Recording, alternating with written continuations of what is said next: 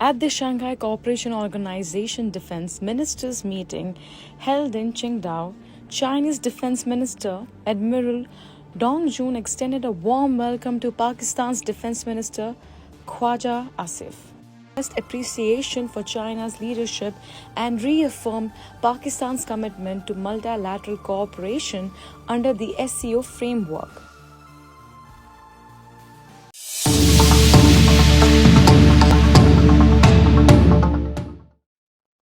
दोस्तों, एनवीएम की बातचीत में आपका स्वागत है। आज हम शंघाई कोऑपरेटिव ऑर्गेनाइजेशंस की जो अभी रक्षा मंत्रियों की सम्मेलन हुआ है, उसके बारे में बात करेंगे प्रोफ़ेसर आफ़ताब कमाल पाशा साहब से।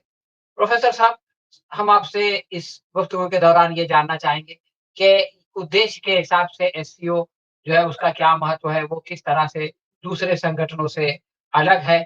और हमने देखा कि इसके अंदर इसकी जो तस्वीरें और जो वीडियोज़ आई हैं, उसमें पाकिस्तान के रक्षा मंत्री ख्वाजा आसिफ का बहुत गर्मजोशी से और बहुत ज़ोरदार स्वागत किया गया, लेकिन हमारे राजनाथ सिंह के साथ उस तरह की गर्मजोशी नहीं दिखाई गई।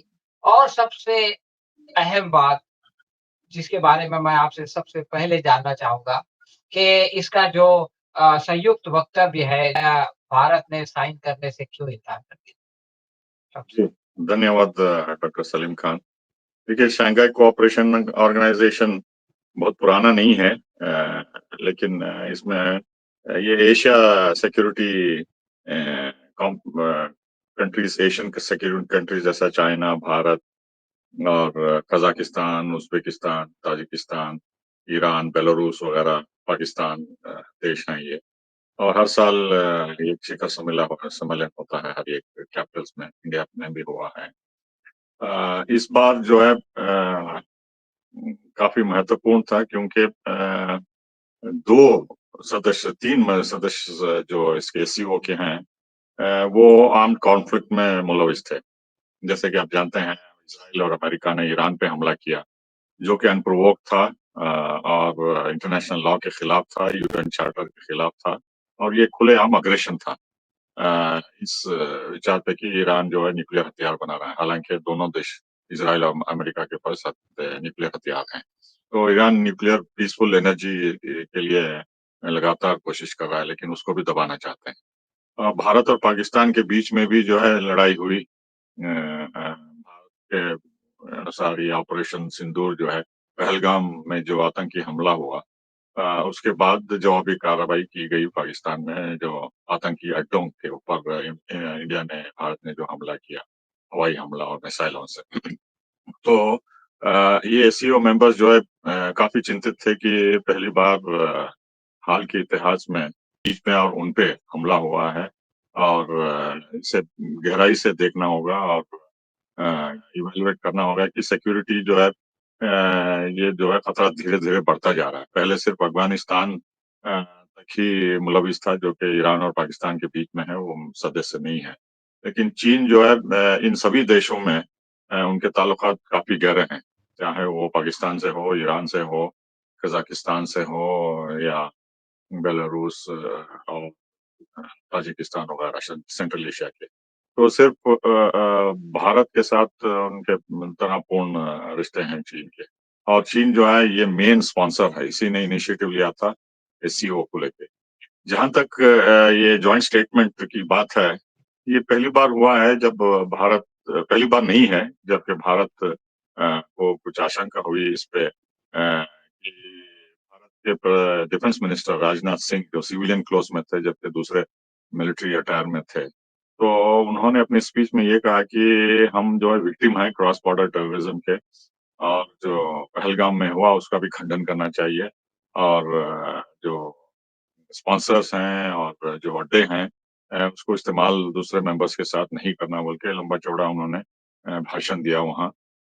और पाकिस्तान के भी वज़ीर दिफ़ा उन्होंने भी इसका ज़िक्र किया है। ये उनके मुल्क में जो आतंकी हमले हुए हैं, जैसा जाफर एक्सप्रेस पे जिसमें कई सिविलियंस और ख़ास तौर पे मिलिट्री लोग जो सफ़र कर रहे थे, उनको चुन-चुन के उन्होंने मारा बलूची नेशनल फ्रंट वाले। तो उन्होंने ये भी बताया कि पाकिस्तान जो है एक्सटर्नल स्पॉन्सर ऑफ टेररिज्म उनके देश बलूचिस्तान में भी हो रहा है, उसका भी ज़िक्र होना चाहिए। तो जो है भारत की जो अ, स्पीच थी, उसे कुछ ख़ास महत्व नहीं मिला, इसलिए कि जो लोग वहाँ थे उन्होंने ऑफ द स्क्रीन ये पूछा कि आप पहलगाम का रेफ़रेंस करते हैं, तो लगातार पूरी दुनिया पूछ रही है आपसे कि ये इसमें कौन शामिल थे? क्या पाकिस्तानी शामिल थे या कोई और थे? आपने एविडेंस नहीं बताया है, आपने वो आतंकियों को नहीं पकड़ा है अभी तक और जो तस्वीर दिए थे आतंकियों की आपने उसको विथड्रॉ कर लिया। तो जो कई सवाल उठाए वहाँ पे भी प्रेस वाले और उसके साथ-साथ जो इंडिया 33 देशों को जो पार्लियामेंट्री डेलीगेशन भेजा था, उसकी भी कुछ खास सुनवाई नहीं हुई और सभी जगह यही पूछते थे कि आप जो है कश्मीर, जम्मू और कश्मीर सेंट्रल एडमिनिस्ट्रेशन के अंडर आता है और आपकी निगरानी में ये स्टेट था और वहाँ कुछ पुलिस और जो मिलिट्री थी, अभी तक उन आतंकियों को पकड़े नहीं। तो हमारा जो है बैक फुट पे है और हमारा जो है कोई सुनने के लिए ख़ास तौर पे ध्यान नहीं दिया। तो इसी तरह शायद इसमें भी एससीओ कॉन्फ्रेंस में भी यही हुआ और इंडिया जो है नाराज़ होके इसको स्टेटमेंट में पार्टी होने से इनकार कर दिया। लेकिन दूसरे मुद्दों पे वो 9 देश जो है आगे बढ़ गए और इंडिया अलग-थलग हो गया। डॉक्टर साहब, जो हमारे एमपीज़ के 7 डेलीगेशन दुनिया के 33 कंट्रीज़ में गए, तो उनमें डेफ़िनेटली ये कंट्रीज़ को होना चाहिए था जो एससीओ में है, ताकि हम उनको कन्विंस करके आते और वो वहाँ पर एससीओ में आकर के हमारा जो स्टैंड है, जो हमारा उसको जो है वो सपोर्ट करते। तो क्या हमारे एमपीज़ वहाँ गए ही नहीं, या ये कि वो गए और उनकी बातों का उनके ऊपर कोई असर नहीं हुआ, इसलिए वो हमारे साथ नहीं आए, क्या हो? देखिए, वो जो एमपीज़ डेलीगेशन भेजे थे, पता नहीं क्या प्रायोरिटी, क्या बेसिस पे ये मुल्क चुने गए थे और किस मकसद से वहाँ भेजे गए थे। मकसद तो गवर्नमेंट ऑफ इंडिया बता रही थी कि आतंकी हमला पाकिस्तान वगैरह पहलगाम। लेकिन जिस तरीके से हमारी diplomacy ministry of external affairs काम कर रही है, उनको फ़ोकस करना चाहिए था कि हमारे जो पड़ोस में हैं, उनको फंडामेंटल इम्पोर्टेंस देना चाहिए था या ब्रिक्स में हैं या एससीओ में हैं या आसियान में हैं, इन पे फ़ोकस देना चाहिए था, जहाँ हमारा असर और रसूख है, इन्फ्लुएंस है, इंडिया की इज़्ज़त करते हैं। लेकिन जो जिस तरीके से वो गए, सभी जगह जो है 1-2 देशों को छोड़ के उनसे कोई नहीं मिला, टॉप लीडर उन देशों में जहाँ ये भेजे गए थे। और ये सिर्फ़ कुछ एनआरआईज़ को मिलके जो एसोसिएशन्स में मिलके सैर-ओ-तफरीह करके वापस आ गए। तो जहाँ भी गए उनसे ये कठिन सवाल पूछते रहे प्रेस में और उनके जो जहाँ भी मिले वो, कि ये कैसे हुआ, क्यों हुआ? हम आपसे मुतअस्सिर नहीं हुए हैं कि ये आतंकी पाकिस्तान ज़िम्मेदार है बोल के, सिर्फ़ आप बोल रहे हैं लेकिन उसके लिए इंटरनेशनल लॉ में एविडेंस चाहिए। आप एविडेंस पेश करिए इंटरनेशनल कोर्ट ऑफ जस्टिस में या यूनाइटेड नेशंस में या अपनी तरफ से कि आतंकियों को हमने पकड़ा है, इनकी की बदौलत ये हुआ बोल के। तो हम जो है कमज़ोर हो गए हैं इस सवाल से, इस सवाल को लेके। तो दुनिया में यही क्रिटिसिज़्म हो रहा है कि आप जो है बेबुनियाद इल्ज़ाम लगा रहे हैं बोल के। लेकिन हमारी तरफ से यही कहना है कि ये क्रॉस बॉर्डर टेररिज़्म फैला नहीं है, कई बार पाकिस्तान ने किया है। लेकिन हम दुनिया को मनाने में, अपने आइडिया को मनाने में हम कुछ ख़ास सफलता जीते नहीं हैं और हमें और कोशिश करनी होगी। लेकिन एविडेंस के बगैर जो है कोई भी मानने के लिए तैयार नहीं है। तो ये बहुत बड़ी कमी है और ये जो इंटेलिजेंस और मिलिट्री फेल्योर है, ये पूरी दुनिया में अब मज़ाक उड़ाते हैं कि आप अपने एडमिनिस्ट्रेशन में था कश्मीर, ये कैसे होने दिया? डॉक्टर साहब, पाकिस्तान में प्रॉब्लम है बलूचिस्तान का, और वहाँ पर बहुत सारी घटनाएँ होती रहती हैं। तो वो जो है वो भारत के ऊपर इशारा करते रहते हैं, पाकिस्तानी जो है वो सरकार वग़ैरह। तो वो किस बेसिस पे ऐसा करते हैं, और उनकी बातें जो है वो किस तरह से ये शंघाई की जॉइंट स्टेटमेंट में भी शामिल हो जाती है बलूचिस्तान? हैं, पाकिस्तान और चीन के ताल्लुकात बहुत गहरे हैं और दोनों कहते हैं कि ऑल वेदर फ्रेंडशिप है। कोई भी इसको कमज़ोर नहीं कर सकता पूरे विंटर में, समर में वगैरह। तो इन इन दोनों की गहरी दोस्ती से जो है ये मामला वहाँ तक समिट तक आया। लेकिन चीन का जो है ख़ास इंटरेस्ट है, दिलचस्पी है इस बलूचिस्तान में क्योंकि वो जो ग्वादर पोर्ट है, तो वो डेवलप कर रहे हैं और वहाँ इंफ्रास्ट्रक्चर बढ़ा रहे हैं वगैरह-वगैरह। तो वहाँ चाइनीज़ जो काम करते थे, कुछ लोगों को पकड़ के हत्या कर दिया, किडनैप कर लिया, उन पे काफ़ी ज़ुल्म भी हुआ। तो चाइना जो है काफ़ी चिंतित है और अफ़गानिस्तान में जब तक हमारे कॉन्सुलेट थे पाकिस्तान का कहना था कि ये बलूचिस्तान में गड़बड़ी जो है हिंदुस्तान वाले अफ़गानिस्तान के ज़रिए कर रहे हैं। बाद में कुछ अखबारों में ये भी नज़र आने लगा कि इसमें भारत और अमेरिका दोनों मिलके ये करा रहे हैं। आप जानते हैं कि ईरान भी काफ़ी नाराज़ था पाकिस्तान से कि बलूचिस्तान से आतंकी आके वहाँ गड़बड़ कर रहे हैं, उनके प्रोविंस में सिस्तान या बलूचिस्तान जो लगा हुआ है, जाहिदान पाकिस्तान के तो ये जो है बहुत पुराना है ये किस्सा बलूचिस्तान का, जब ज़ुल्फ़िकार अली भुट्टो थे तभी से चल रहा है। वो आज़ादी चाहते हैं और वो कहते हैं कि जो भी गैस और नेचुरल रिसोर्सेस हैं, जो निकालता है पाकिस्तान, उन पे खर्च नहीं करता है और वो गरीब हैं और उनको एक्सप्लॉइट किया जा रहा है बोलकर ये बाहर की ताकतें जो है इसको ग्रीवेंसेस को एक्सप्लॉइट करके वहाँ हथियार दे के सब गड़बड़ी कर रहे हैं। और बहुत पहले जब भारत और रूस गहरे दोस्त थे, तो वहाँ पे बेसिकली ये कुर्दिश लोगों से इनका एथनिक मेल-जोल है। तो उसमें इराक का भी नाम आता था कि इराकी कुर्द भी जो है इसमें शामिल हैं, क्योंकि सोवियत यूनियन और इराक और भारत काफ़ी गहरे दोस्त थे। तो ये बहुत जो है 50 साल से पुराना बलूचिस्तान का प्रॉब्लम है। अब हाल ही में पाकिस्तान लगातार कहता आ रहा है कि भारत भी जो है इसमें शामिल है और आतंकी ग्रुप को सपोर्ट कर रहा है। पाशा साहब, आपने अभी कहा कि भारत की जो विदेश नीति है, वो अपने पड़ोसियों को फ़ोकस नहीं करती। चीन हमारा एक पड़ोसी है। इसके अलावा हम ये देखते हैं कि अफ़गानिस्तान ने पहलगाम के बाद जो है वो हमारे लिए एक नर्म गोशा दिखाया। लेकिन थोड़े दिन के बाद वो जो है उसकी तस्वीर चीन के साथ और पाकिस्तान के साथ आ गई और वो लोग ने उनको जो है अफ़गानिस्तान को वो सिल्क रोड में शामिल कर लिया। अभी हमने 1 हफ्ता पहले देखा कि पाकिस्तान और बांग्लादेश के बीच में चीन खड़ा है और ये तीनों मिलके जो है वो आपस में कोऑपरेशन के लिए कोई कमेटी बना रहे हैं और कुछ कोऑपरेशन की बात कर रहे हैं। यानी भारत के इस तरफ वाला एक देश और उस तरफ वाला एक देश और ऊपर वाला एक देश, वो ईस्ट, वेस्ट और नॉर्थ वाले सब एक जगह जमा हो रहे हैं। लेकिन उस पूरे प्रोसेस में भारत जो है वो कहीं भी शामिल नहीं है, भारत जो है उसको इससे अलग कर दिया गया। तो ये जो डेवलपमेंट हो रहा है, इवन हम साउथ में देखते हैं तो श्रीलंका भी हमसे नाराज़ है। नेपाल जो हमारे बिल्कुल हमसे घिरा हुआ है, वो भी हमसे नाराज़ है। तो इस तरह से पड़ोसियों को नाराज़ करके अगर हमने अमेरिका को खुश कर लिया, तो उससे क्या फ़ायदा होगा? जी, ये बहुत बड़ी नाकामी है एनडीए सरकार की कि ये अपने पड़ोसियों के साथ कोई भी आपने कई मुल्कों का ज़िक्र किया, भूटान भी यहाँ तक कुछ हद तक नाराज़गी जताया है। तो भूटान से लेके नेपाल, पाकिस्तान मालदीव, श्रीलंका और म्यांमार, बांग्लादेश वगैरह सबसे हमने जो है रिश्ता नाता वर्चुअली लोवेस्ट लेवल पे ला लिया है। ये बहुत बड़ी सेटबैक है इंडिया की फॉरेन पॉलिसी को। ये जयशंकर जो हमारे विदेश मंत्री हैं, इन्हें कुछ खास एक्सपीरियंस नहीं है कैसे पड़ोसियों के साथ हमें अच्छे से अच्छे रिश्ते बनाए रखना है।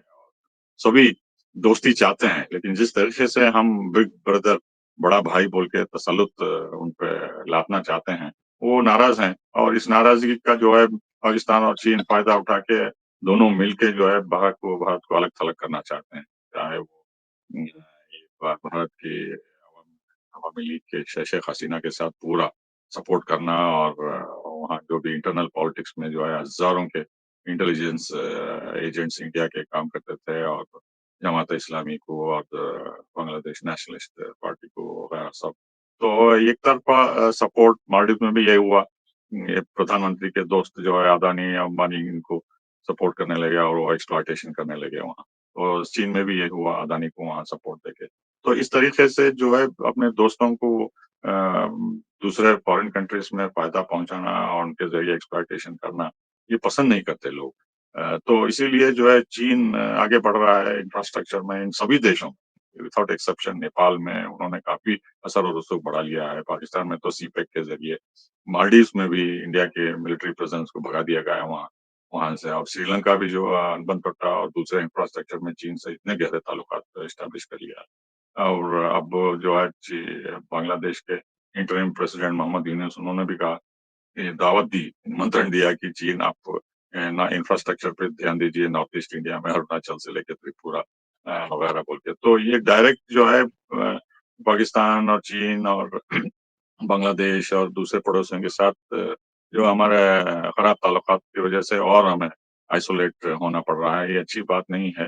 और से भारत की एक्सटर्नल अफेयर्स मिनिस्ट्री को और से ध्यान देना होगा कि हमारी कमियाँ क्या है और कैसी नीतियाँ बनानी चाहिए उनको, how to win over these countries, क्योंकि ये बहुत महत्वपूर्ण है। जब तक हम उनसे अच्छे ताल्लुकात नहीं करते, दूसरे देश इंटरफेयर करके हमारे खिलाफ, इसमें अमेरिका भी है, शामिल है। चाहे वो बांग्लादेश में हो, नेपाल में हो, पाकिस्तान में हो। अमेरिका भी जो है इसमें टाँग अड़ाता है और भारत के खिलाफ साजिशें यहाँ भी करता रहता है, श्रीलंका में भी। यहाँ तक कि इज़राइल भी जो है, जो कि हमारा दोस्त ये गवर्नमेंट मानती है, वो भी मुदाखलत कर रहा है इन पड़ोसी देशों में अमेरिका के साथ मिलकर हमको अलग-थलग करने के लिए। जी। डॉक्टर साहब, हमारे जो प्रधानमंत्री हैं, इनको जो है वो फॉरेन अफेयर्स में बहुत दिलचस्पी है और ये बहुत ज़्यादा बाहर के दौरे करते हैं। इन्होंने 90 से ज़्यादा दौरे किए और इनको बहुत रुचि है। तो हम क्या फॉरेन मिनिस्ट्री को ब्लेम करेंगे इस खराब सूरत-ए-हाल के लिए कि इसमें प्रधानमंत्री का भी कुछ न कुछ हिस्सा होगा? इसलिए कि जब भारत के विदेशों से अच्छे संबंध थे, तो उसका क्रेडिट उस वक़्त के विदेश मंत्री को नहीं दिया जाता था, प्रधानमंत्री पंडित नेहरू को दिया जाता था।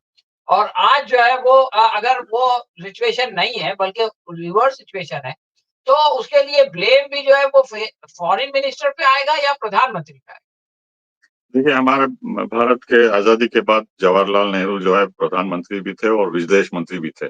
और उनको काफ़ी गहरा एक्सपीरियंस था। आज़ादी से पहले उन्होंने पूरी दुनिया में टूर करके भारत ब्रिटिश इंडिया का जो है फ़ॉरेन पॉलिसी क्या है एक्सप्लेन करते थे। जैसे जब हम आज़ाद होंगे क्या करना चाहिए, डीकोलोनाइज़ेशन और नॉन अलाइनमेंट वगैरह के बारे में। तो उनको वो पढ़े लिखे थे और फ़ॉरेन अफ़ेयर्स काफ़ी गहराई से, हिस्ट्री काफ़ी गहराई से जानते थे और उन्होंने बड़ी-बड़ी बातें कही जो कि अब रियलिटी पे आ रही है।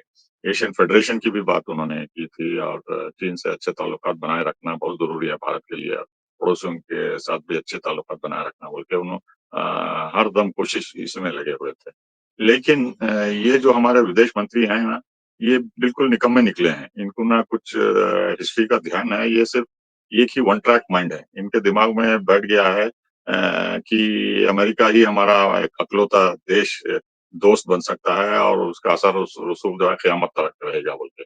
तो उन्हें ध्यान नहीं है कि रूस भी एक महान देश है, चीन भी बहुत तेज़ी से आगे बढ़ा है और ये दोनों देशों को जो है कि कुछ बहुत ही स्टेप मदरली एटीट्यूड की तरह देखते हैं।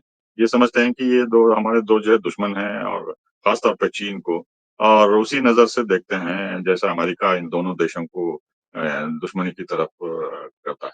यहाँ तक कि पुतिन रूस के प्रेसिडेंट यहाँ आने वाले थे, उनको अभी तक डेट फिक्स नहीं हुई और कुछ सूत्रों के मुताबिक जो है अमेरिका दबाव डाल रहा है कि वो आईसीसी के क्रिमिनल अरेस्ट वारंट हैं, अगर यहाँ आते हैं तो उनको आप अरेस्ट करके हमें हवाले कर दीजिए। तो यहाँ तक जो है बात फैल गई है और रूस और भारत के ताल्लुकात पे काफ़ी असर हो रहा है। तो भारत के प्रधानमंत्री जो है बहुत ही इच्छुक हैं बाहर के विदेश यात्रा के लिए, गले मिलने के, हगिंग डिप्लोमेसी और अब आजकल तो वो सिर्फ़ उसी देशों में जाते हैं जहाँ उनको प्राइज़ या अवार्ड दिया जाता है। जैसा अभी साइप्रस में, उसके पहले मॉरिशस में और कोई अनजाने जज़ीरे में, पैसिफिक आइलैंड में जिनको भारतीय जानते भी नहीं। तो उसके पहले तो सऊदी अरब और कुवैत और खाड़ी के देशों ने भी उनको दिया। ये उम्मीद में कि ये अपने अंदरूनी नीति में अच्छी पॉलिसी अडॉप्ट करेंगे और हमारे दोस्त बन के रहेंगे। लेकिन वो दोस्ती जो है सिर्फ़ मंदिरों बनाने में और एनआरई के रैलीज़ को एड्रेस करने में और मुसलमानों के खिलाफ कुछ और इनकी पॉलिसी है, जो कि डिवाइड एंड रूल है, एंटी मुस्लिम जिसका ज़िक्र यूएस कांग्रेशनल रिपोर्ट ने भी किया, कि आपने मुसलमानों के खिलाफ भड़का के जो है पार्लियामेंट्री इलेक्शन में पिछले साल वोट जीते और सीट जीते जिसके तहत भारत पे सैंक्शंस लगाना होगा, जैसा ईरान पे, रूस पे अमेरिका ने सैंक्शन थोपा। तो इसको लेके लीवरेज जो है हमारे अमेरिका भारत पे भी दबाव डाल रहा है और इनके इतने फॉरेन विज़िट जो है कोई भी हमको पहलगाम के बाद ऑपरेशन सिंदूर में इज़राइल के सिवाय कोई ने हमको सपोर्ट किया और जहाँ भी डेलीगेशन गए उनको बहुत सामना करना पड़ा क्रिटिसिज़्म का और क्वेश्चनिंग का। जी। प्रोफ़ेसर साहब, आपकी जवाब में एक बात आई, उस पर मैं थोड़ी-सी क्लैरिटी चाहूँगा, उसके बाद हम प्रोग्राम खत्म करेंगे। आपने आईसीसी का हवाला दिया कि भई पुतिन के खिलाफ आईसीसी का वारंट है, तो इस वज़ह से जो है वो अगर वो भारत आएँगे तो भारत से कहा जाएगा कि उनको अरेस्ट कर दो और इससे पहले साउथ अफ्रीका वो नहीं गए थे, सुना अभी ब्राज़ील भी नहीं जा रहे हैं। तो ये आईसीसी का वारंट जो है वो पुतिन के खिलाफ तो बहुत काम करता है, लेकिन इसी तरह का वारंट जो है वो नेतन्याहू के खिलाफ भी है। तो उनके खिलाफ ये वारंट कैसे बेकार हो जाता है? देखिए, ये अमेरिका और वेस्टर्न कंट्रीज़ की डबल पॉलिसी है। जहाँ तक उनकी पॉलिसी रूस के खिलाफ है, यूक्रेन में वो जो मनमाने जो है वो कर सकते हैं और उसको सैंक्शंस लगाते हैं, उनका फॉरेन एक्सचेंज सीज़ कर लेते हैं और पुतिन को क्रिमिनल बोल के खड़ा देते हैं। लेकिन वही कोर्ट अगर इज़राइल या उनके हामी को करते हैं, तो ये इम्प्लीमेंट करने के लिए तैयार नहीं है, बल्कि अमेरिका के कांग्रेस ने, सेनेट और हाउस ऑफ रिप्रेजेंटेटिव ने आईसीसी के हेड को और वहाँ के स्टाफ पे सैंक्शंस लगा दिए। इतने कड़े सैंक्शंस कि पहली बार ये इतिहास में हुआ कि वहाँ के लोग ना कम्युनिकेशन कर सकते हैं, ना विज़िट कर सकते हैं अमेरिका या वेस्टर्न कंट्रीज़। बहुत पाबंदियाँ लगा दी है। तो ये रूल्स बेस्ड ऑर्डर जो वेस्ट और अमेरिका ढोल बजाते हैं, ये सिर्फ सेलेक्टिवली डबल स्टैंडर्ड्स है। उनकी पॉलिसी जो भी सपोर्ट नहीं करता वो उनके खिलाफ है और दुश्मन है बोल के। लेकिन अब उनके दोस्तों पे यही गुज़रता है, जैसा नेतन्याहू नरसंहार कर रहा है, अरेस्ट वारंट है। तो इस क्रिमिनल को यूएस कांग्रेस में जो है सभी मेंबर्स वहाँ खड़े होके 100 बार तालियां बजाएं, जो भी कहता था। हर एक सेंटेंस में वो एक्सपेक्ट करता था कि ये लोग तालियां बजाएं। तो ऐसे जो है बेहुरमती आईसीसी की बदनामी जो है अमेरिका खुलेआम कर रहा है और इससे जो है रूल्स बेस्ड ऑर्डर की धज्जियां उड़ा रहे हैं वो खुद।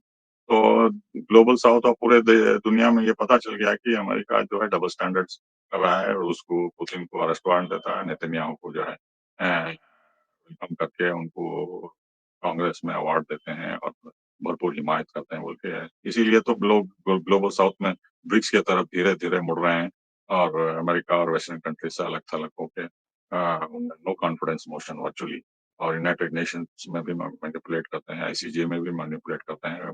ये जूश लॉबी के असर और रसूख से जो है अमेरिका अलग-थलग हो रहा है, जैसा ईरान में अभी हुआ हाल। जी। हाँ, तो दोस्तों आपने सुना कि हमने एससीओ के ताल्लुक से शंघाई कोऑपरेशन ऑर्गेनाइजेशन के ताल्लुक से बात की और उसके बाद भारत की जो विदेश नीति है, किस तरह से ये पूरी दुनिया पे असरअंदाज हो रही है, प्रभावित कर रही है या प्रभावित नहीं कर पा रही है।